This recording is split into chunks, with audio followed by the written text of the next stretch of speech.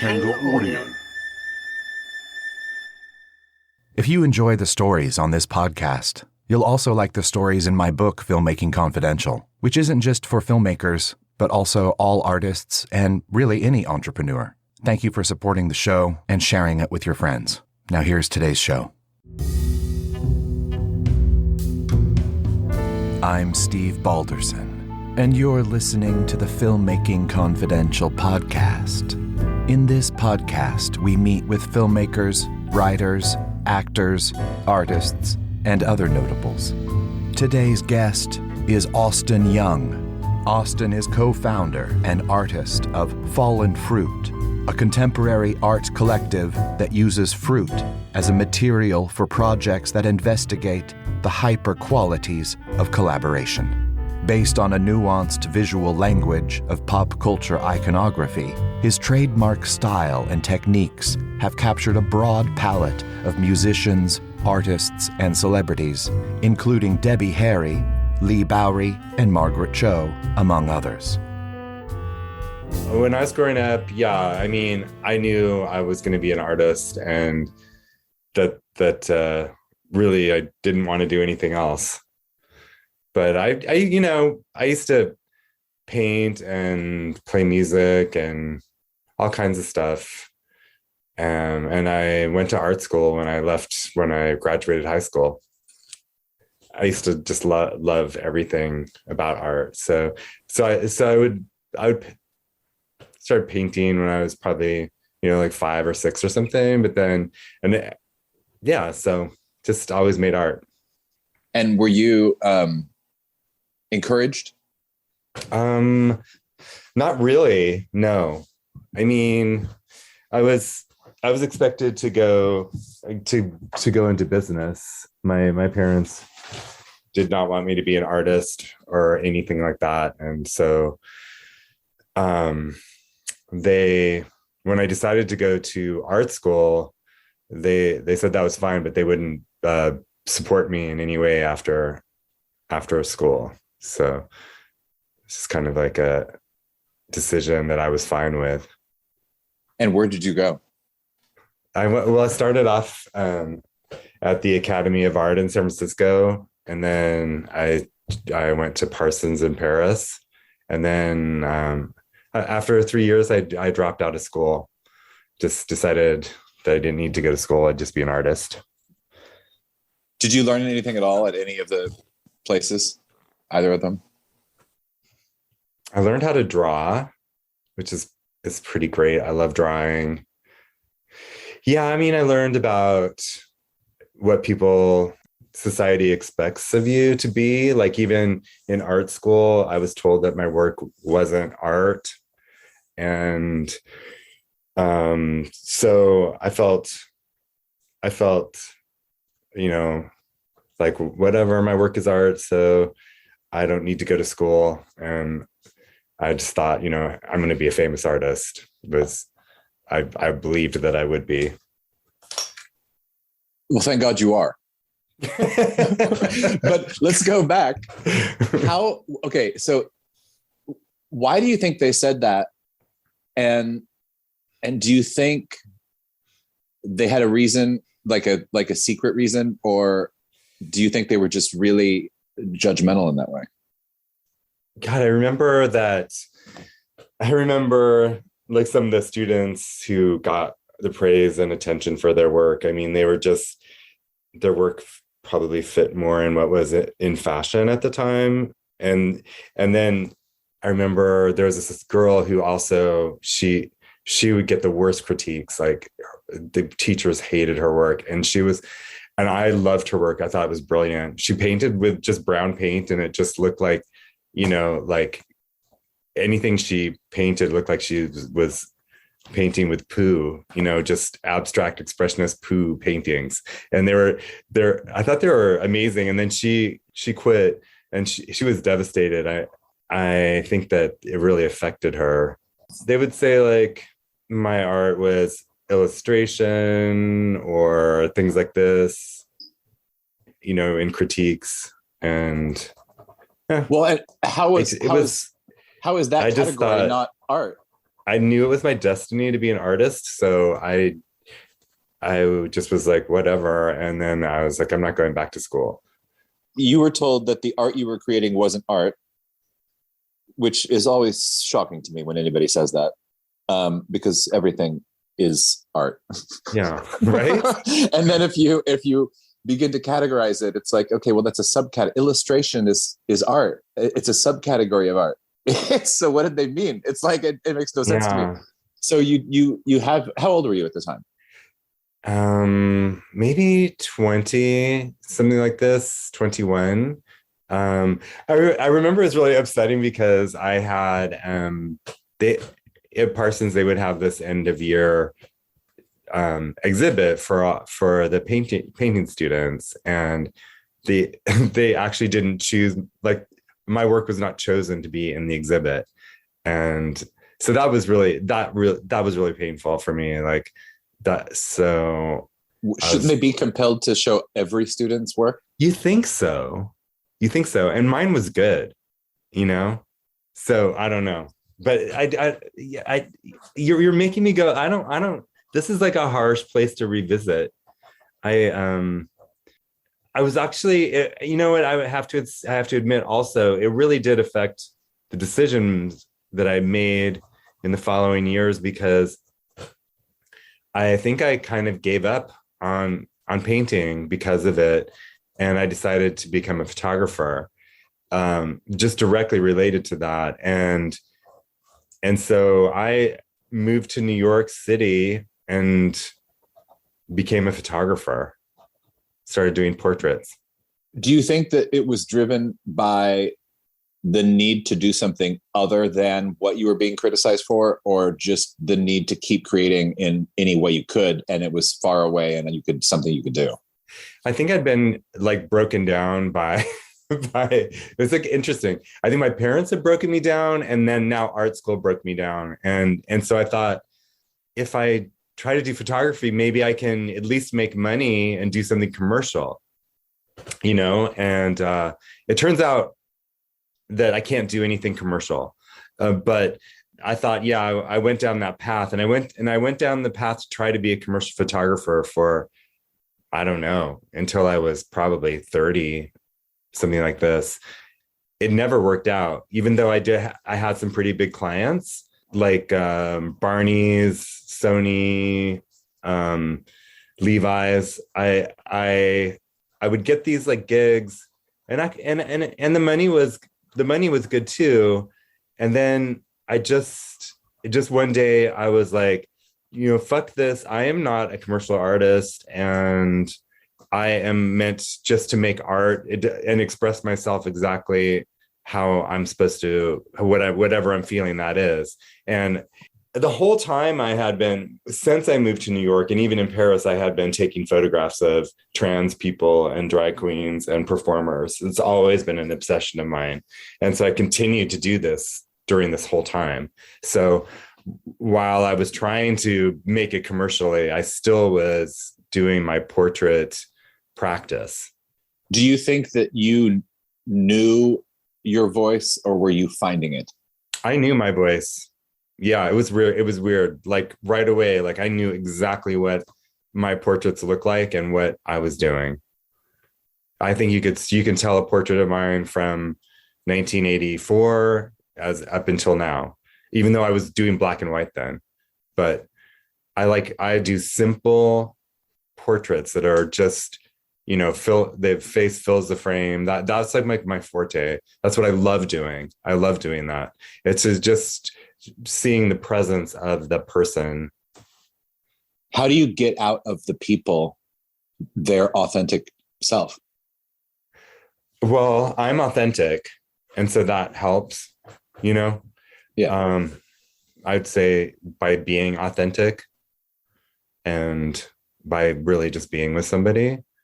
And also, I think I don't consider myself a photographer either. I'm probably more like a multimedia artist, but when I'm doing portraits, I think I it's just me and the other person usually. I don't have assistants usually, or this kind of thing. So I am just, I take photos, talk to the person, ask personal questions, and have moments of silence. And I get really excited when I see something that's happening. So I think that enthusiasm is also really catchy for the other person. Yeah. Okay. What would you tell someone, regardless of age? I mean, typically they're young, but people who have started down a path towards an objective they want, whether it's like, I'm going to be a filmmaker, so I'm going to go to film school, or I'm going to be a fine arts painter and I'm going to go to, whatever, art school.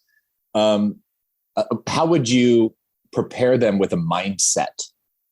I had a couple of mentors, who I had worked with when I was younger. And one of the things that one of them told me was, if you really want to do photography and be an artist, chances are, you may never have any kind of success or what other people would consider success, like money or showing your work. And so if you're going to make that choice to be an artist, then you have to take that into consideration. Like, how bad do you want to be an artist or do that thing? And are you willing to do it when nobody cares that you're doing it? And I was like, hell yeah, I do. That's all I want to do. So I honestly thought I would be famous in it. Like I believed in myself, or at least my abilities as an artist, maybe not myself personally, but in my abilities, enough that I was like, I'm going to be famous so fast because I'm so good. This is what I believed. It took, 20, 30 years before of working before I think I finally feel like I'm where I imagined I would like to be. If it took 20 years, for you, it probably happened 10 years ago, right? And then it just took an extra 10 years for you to just feel comfortable there? Yeah, I think so. That's probably right. It's also, yeah, it's just, it's so. When did you photograph Debbie Harry? In 1995. But I think that's one of the things about making it, doing something crazy like that, like deciding like, oh, I'm going to be a photographer and I'm going to photograph these kinds of people. It's just that I think I would talk my way into it. I wouldn't take no for an answer. I would be like, I'm going to do this and it's going to be so awesome. You're going to love it. Whatever needed to be said. But also, like when after I photographed Debbie Harry, Chrysalis Records bought the photos for her album.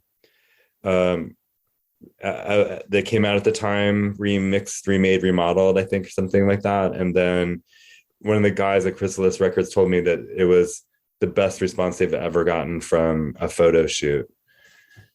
Oh, that's amazing. One of my favorite pieces of advice, Joel Schumacher told me, which was never take no for an answer. Mm. And it's not that I don't even take it as an answer. I don't even hear it. Or if I hear it, it makes me want to do that 10 times more, even if I don't want to. You know what I mean? Like if they're like, you can't XYZ, I will deliberately go XYZ. Yeah.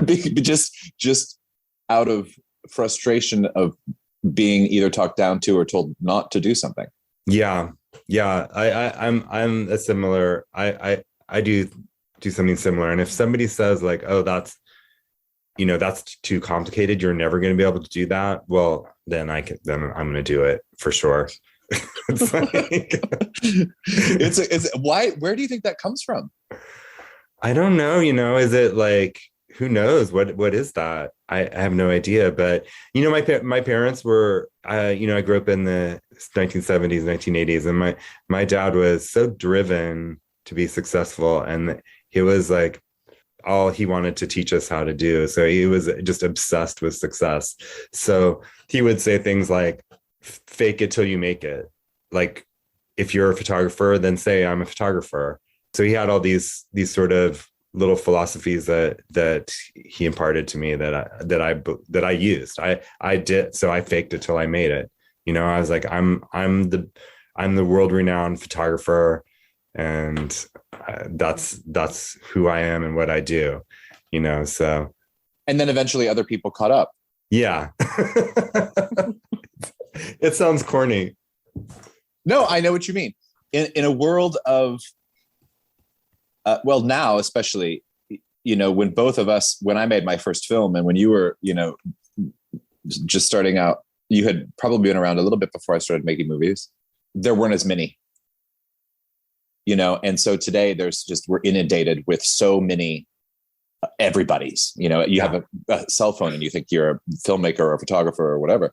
That requires a little bit of self-promotion now, or someone else. You can hire a PR firm to promote you, but in lieu of not being able to afford it, there is then the question of, well, no one's going to know about us if they don't know we're an option. It's like, they won't know to look up your movie or your work or see something unless they're shown that they can look it up. And then like, oh, I should look that up. Or maybe they decide not to, but otherwise they have no idea it exists. Right. So how do you feel? What's your stance on self-promotion? Does it make you feel weird? Do you enjoy it? Do you have somebody else do it? How do you wrestle in that part of it as an artist? I think I was good at self-promotion for a while. I did pretty well on the different mediums, Facebook and Instagram and Twitter and all that. And then now I'm really trying to reckon how to deal with that, because I don't have time to do it anymore. And I'm at the point where, I probably do need to have help doing that. I don't think it could be stated enough how important it was to getting my name out there and getting recognized when I did have time. I used to make time for it every day, like a job, like spend 15, 20 minutes at least making some new exciting thing to post in the morning. And now it's just like, I don't even have time to keep up with my work. So I'm trying to deal with that. I feel like then comes the question, the people who actually are doing things, like you said, just don't have time to do the other.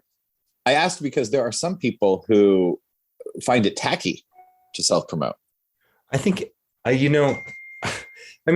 you supposed to, as, like an older artist, like, I just can't even, I'm not going to open TikTok.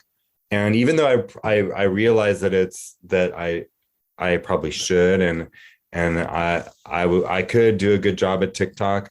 It's like I don't want to add that new layer to my life. It's like, so at some point it's like, if I were a younger artist, I would be like,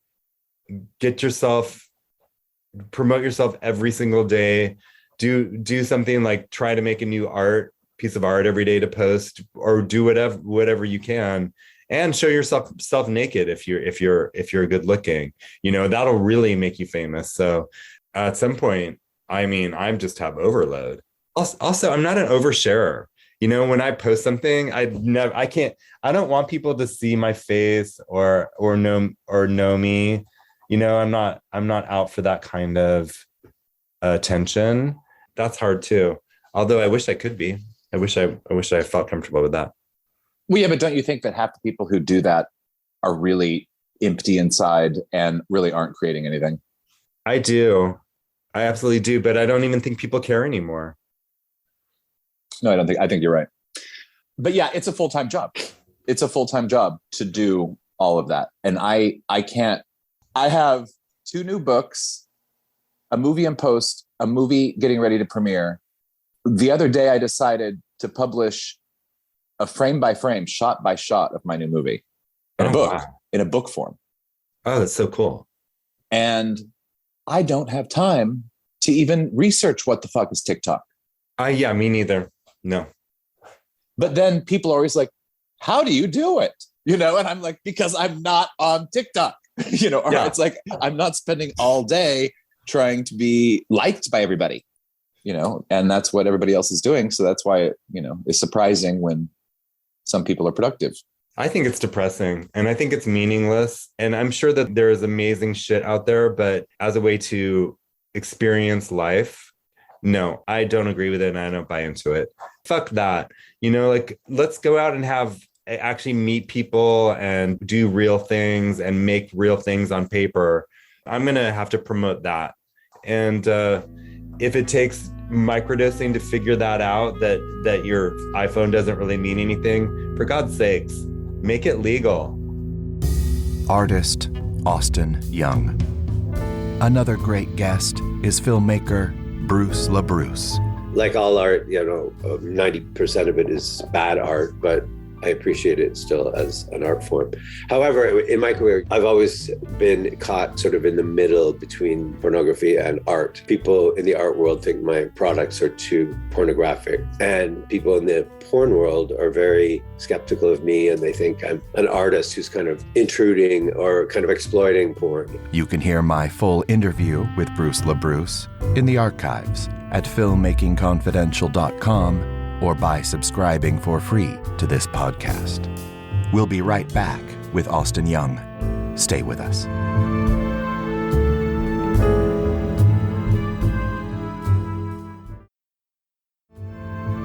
I'm Steve Balderson, and this is the Filmmaking Confidential podcast. I'm back with Austin Young. I did my first video, I think, in like 1991 or something like this. I did for Richie Rich, the club kid. We were good friends, and so I did the video for Love You a Million, and so that was the first time I made something like that. And then I kept on doing little projects like that. I don't know.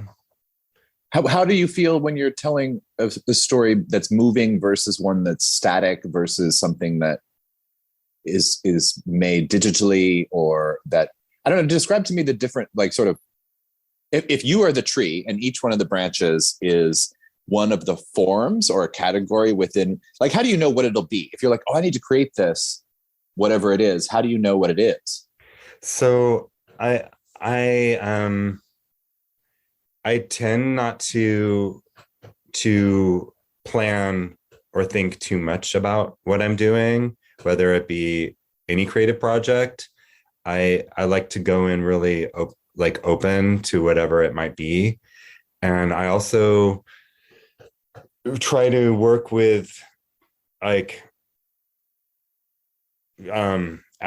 maybe asking for inspiration before I go to bed, and then try to sort of conjure up a dream or something in that sense. So I could start shooting a project and really have no idea what it's going to look like. I just sort of kind of go with the flow, which has been detrimental to my work and also beneficial. How detrimental? Describe both. Well, I think I don't think I've realized how much structure I needed if I'm going to make a film or video project. I think the more structure you have going in, the better, the easier and the better it can be. So I think I went the other direction when I was doing a lot of my worm projects with Nadia Ginsburg. I wouldn't write a script or anything. Just imagine that I could show up and we would get something great, So I think that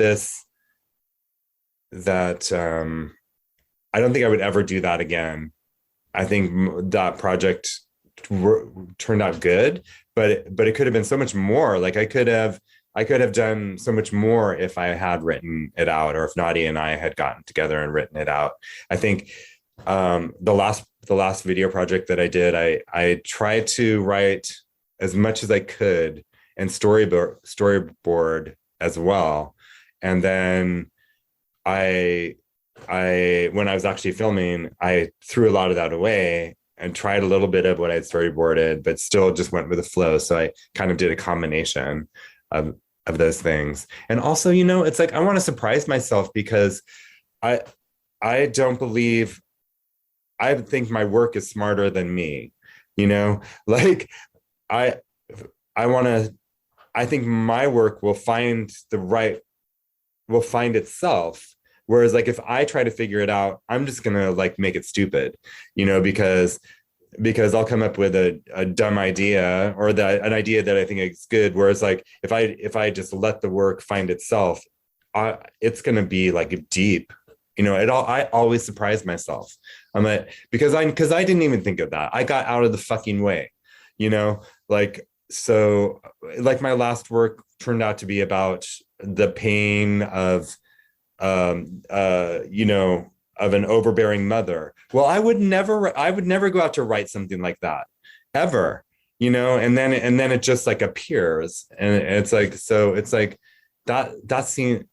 I think an important thing for me is always like to get out of my way and just go and just take movement forward to complete something. Yeah, totally. I think I told you this when I was last at your place about how I see it. Sort of all artists are simply conduits for whatever energy it is that's coming from wherever it comes, that moves through us and out in whatever way we choose to show it. And if we're the most honest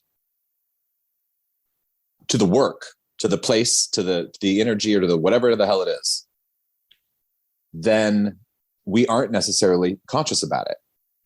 We can be we can be taking it consciously, and we can be aware of what we're doing, but we're not second guessing ourselves, and we're not, better yet, second guessing where it came from. Whether or not we internally manifest it or whether it is shown to us, I think that then when you start fiddling with that, you're not being true to the source, if that makes sense. Yeah, it's like, second guessing yourself is like the real killer. I think it's really important to be able to get in touch with how not to do that. Let yourself come up with a good idea and then don't talk yourself out of it. What do you do? Do you have any tricks for when you can do it? You can make sure you're not second guessing yourself, but everyone around you while you're creating it is. Oh God. Yeah. I don't talk about it. I don't talk about what I want.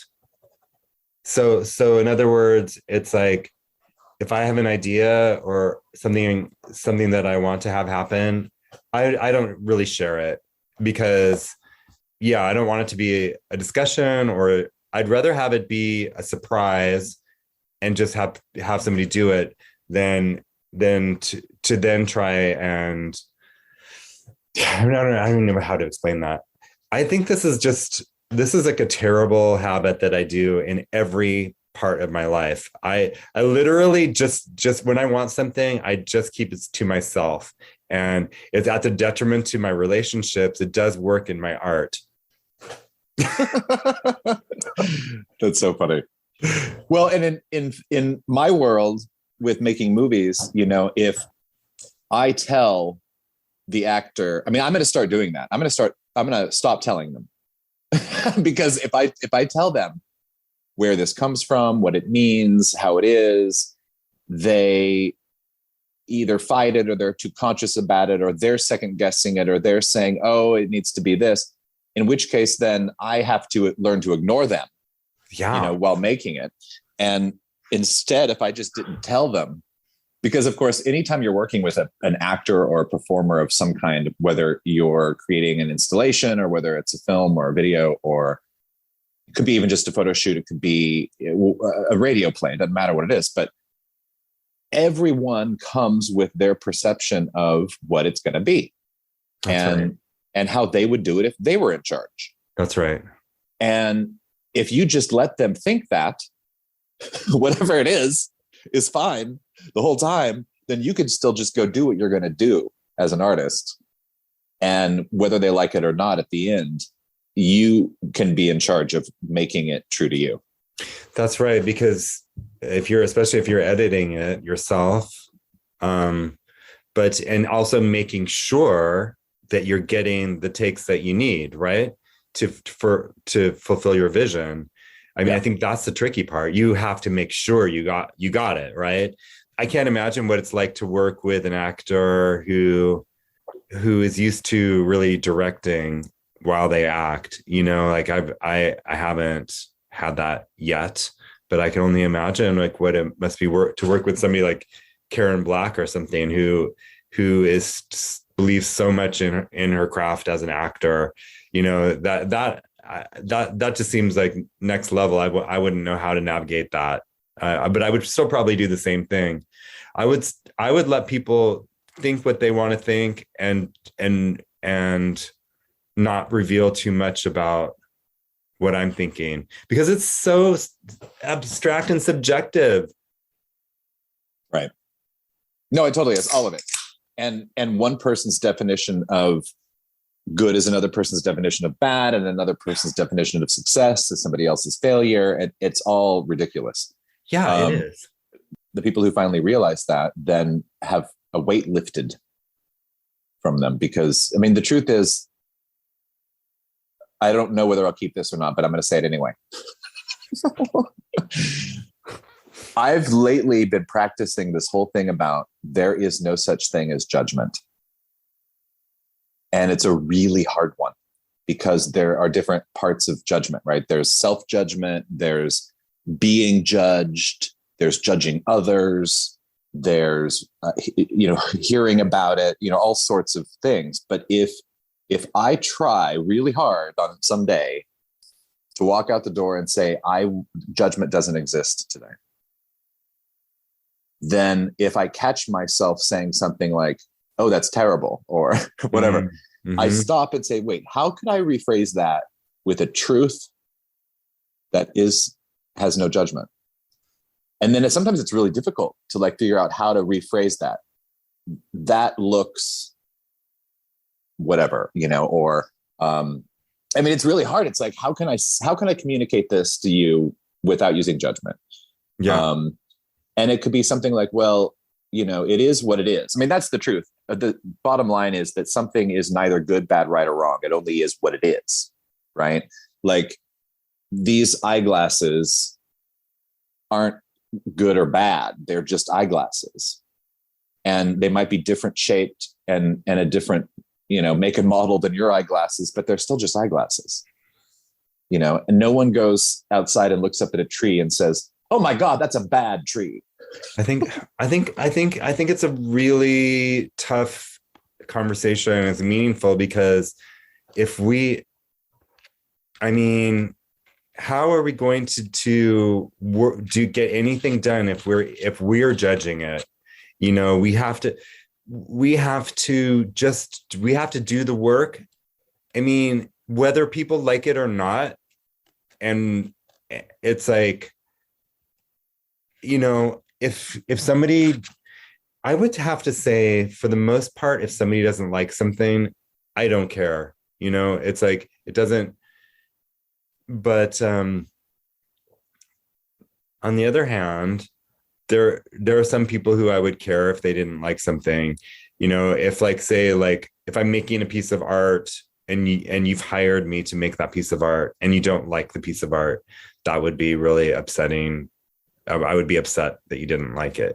So, well, yeah, but then wouldn't the truth be that if I wanted XYZ, why would I hire the person who makes ABC? That's right. Okay, fair enough. That's true. I think that if I was making a piece of art for you, I would be terrified the entire time that you would like it. And I think that's probably my way of motivating myself to make a really good piece of art. So I think I use that self-judgment and fear to push myself along. That's a heavy topic that we can't keep going with, because that's super heavy and so abstract. Jesus. I mean, it really is. It's intense. My other favorite one, which is just as intense, it's a little bit chicken and the egg with that one, is Did you know there's no such thing as a problem? Well, sure. The only thing that exists in reality is our reaction to a situation. Because if you think it's a problem and I don't think it's a problem, then there is no problem. There's no problem. The only problem comes if one of us decides there's a problem, I guess. Yeah. But only for that person. Yes. Because the other person whom it isn't a problem for, it's nothing. So is that,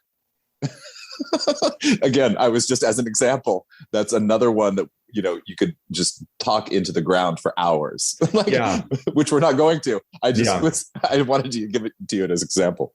I love it. Tell me about Fallen Fruit. How did you come up with, explain the genesis of it, explain to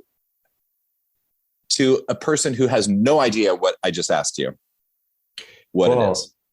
Well, it's a project that I've been doing for 18 years now. So we started off, there were three of us, and we were just responding to a call for projects from an arts journal that was asking for projects that looked like activism, but wasn't against anything. So it's kind of an interesting question. So we came up with the idea to map the fruit trees that existed on the margins of public space in Silver Lake, where we all lived, and then sort of ask the question, well, who has the right to public space, and who has the right to the fruit that exists in public space? So, and we mapped the fruit. That was in 2004. So, we sort of started as a fruit mapping project within a contemporary art, genre, and then we quickly started doing like public participatory projects.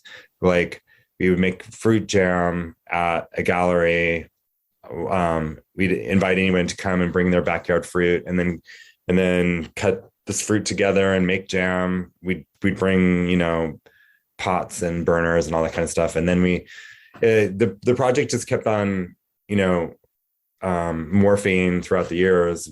It became, pretty soon, we just kept on, the more we looked at fruit, the deeper it sort of became. So we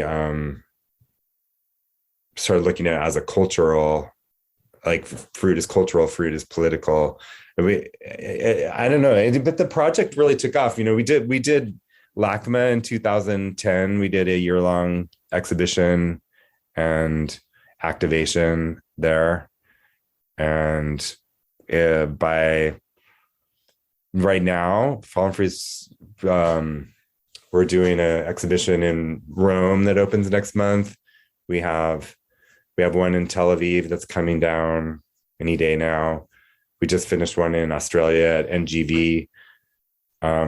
We've done, biennials and that kind of thing. So but we've sort of transformed recently into doing immersive art installation based on maybe sort of a deep cultural research into a city. And we also plant fruit tree parks as public artworks.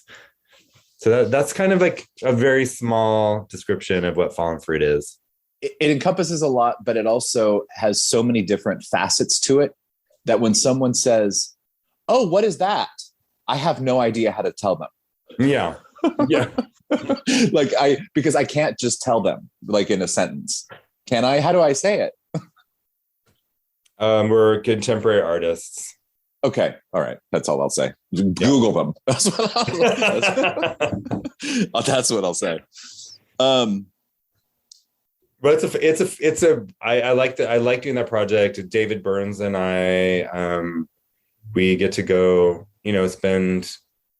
spend months researching in really awesome cities, and then we'll make some epic piece of art based on what we find. That's amazing. I saw the pictures of the villa are so gorgeous. When was that? Like 3 or 4 or 5 years, 6 years ago? Palermo, Sicily. We were a part of the European Biennale called Manifesta 12, and we did artwork in an old palazzo, which was at the time kind of like falling apart. So we did this beautiful room with this painted ceiling from the 15th century, and that was probably, I think, 2018, and it was the most photographed thing in Sicily that year on Instagram. Amazing. Yeah. Who told you that? Like, how did you find that out? It was a news story in the paper in Sicily, in Italy. Amazing. Mm-hmm. And what's next? We're doing Rome. So we're installing a piece in a contemporary exhibition space called Chiostro del Bramante. And it's a room designed by Bramante, famous Renaissance architect. And so it's like, it's just like, it's all white. So we get to like kind of find the architecture and make it into our own version of what the Renaissance might look like. Margaret Cho says, quote, Austin Young is the best artist working in photography today. His work captures beauty at its most vital, carnal, visceral, alive. His exuberant intensity is matched by his innate sense of balance and utmost respect for glamour in all of its many decent and indecent forms. His work will be seen as important historical reference for our times, and his name will be legend. End quote. Okay, I think that when you're driven and you have the passion, you don't notice the obstacles. And if you do, you either use them or you just deal with them and keep going. But at the end of the day, the finished result, no one would have ever known what any of those obstacles were. Well, that's true. But here is like the problem that I run up against. Goes back to my strategy of not saying what I'm doing. The worst thing that will happen, and it happens frequently, whoever you're working for, the institution, the funder or whatever, decides they don't think it's working out, and they start freaking out like you're making a big mistake.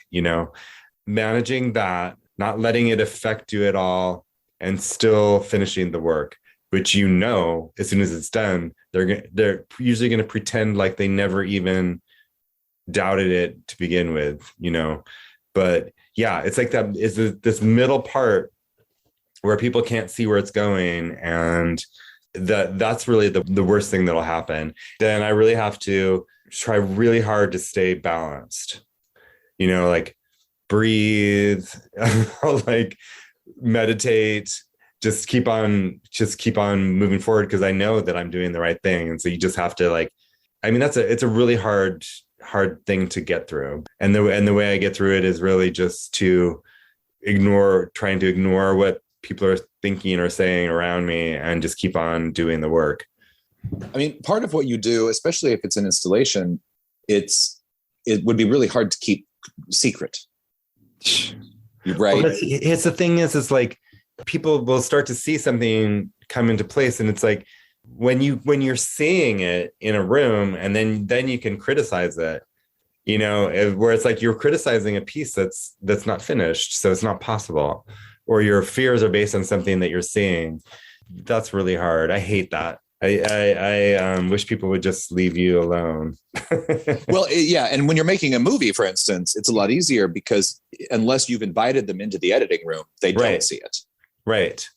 So you really can spend months and months finishing it and fine tuning it. And making it sound perfect and look great. And then you show them and they haven't seen it when it was sort of in its infancy.